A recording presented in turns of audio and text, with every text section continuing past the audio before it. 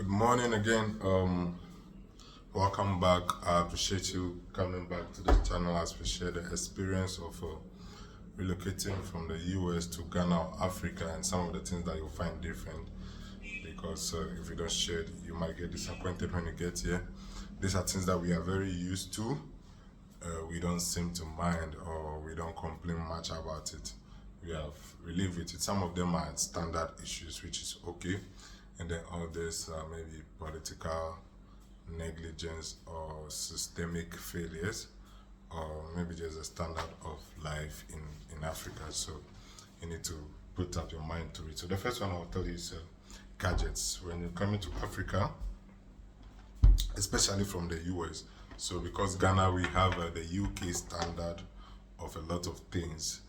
The US gadgets don't usually work in Ghana. So if you buy a gadget from the US, you can't exactly bring it to Ghana. If you want to, you will need a step-down transformer. So there are two reasons why. One, the socket has a snake head. We call this snake head. That's my workplace.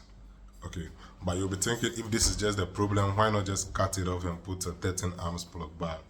What happens is that it doesn't fit into this, and now there are even sockets that you can see the snake head can fit into it. Okay, so it's not about it fitting in here, but it's more about this. So let me show you this. Can you see? Yeah, so it's the power rating.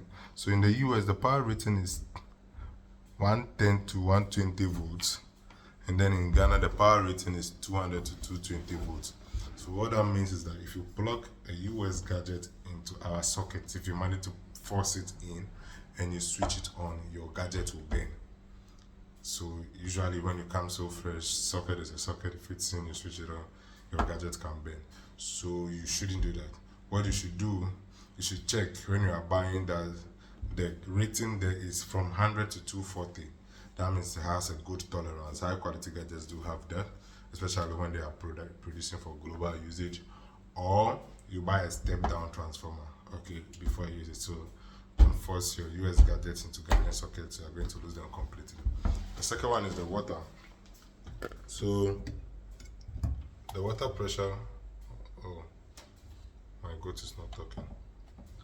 Okay, well, I was going to talk about the water pressure. The water pressure is usually very low, which is also an issue.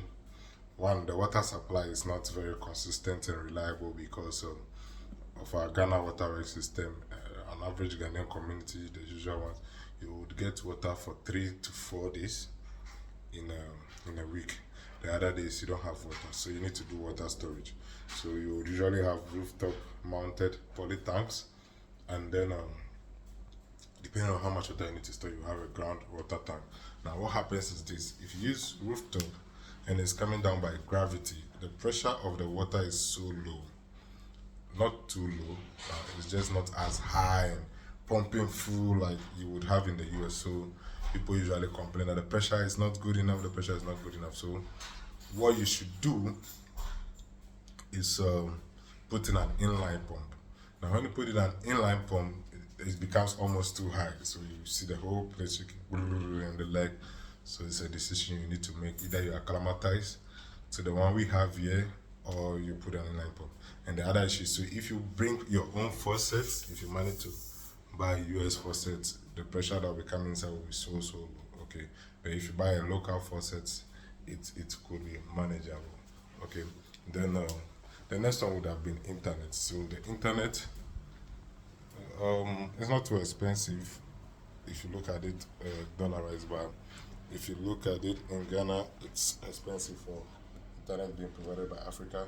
This is MTN. I love MTN, it's better than the other ones, but it's not very good in this town. I don't know why. MTN, please give us a better speed here. So the speed is not very good.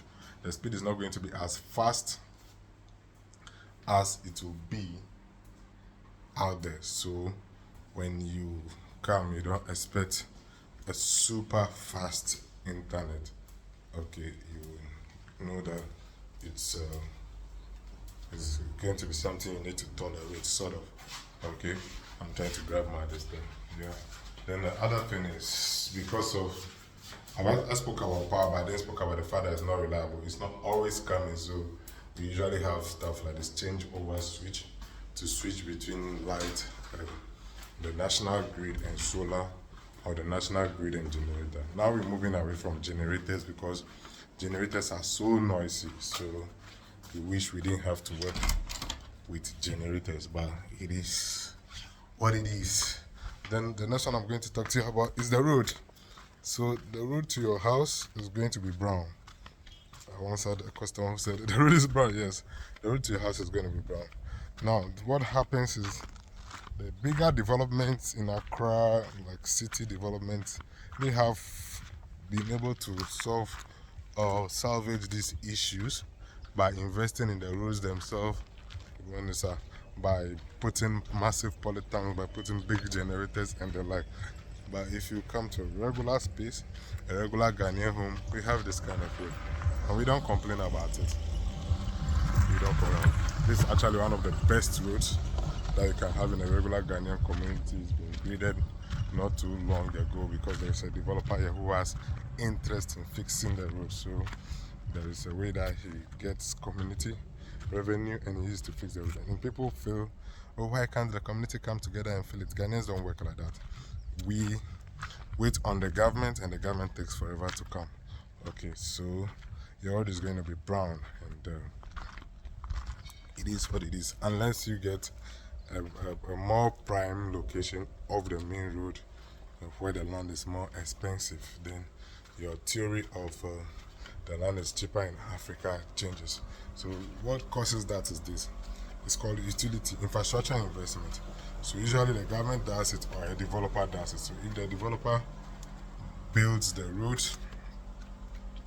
gets a better grid electricity supply, or even makes some investment into solar, and then does the drains, brings water, gets dedicated transformers and the like, he needs to set charge for this stuff. It's a cost. That's what makes prime land and prime developments more expensive. So you cannot argue the price of prime developments with regular town developments. And now I see that people are even leaning towards some other places that the price is so low.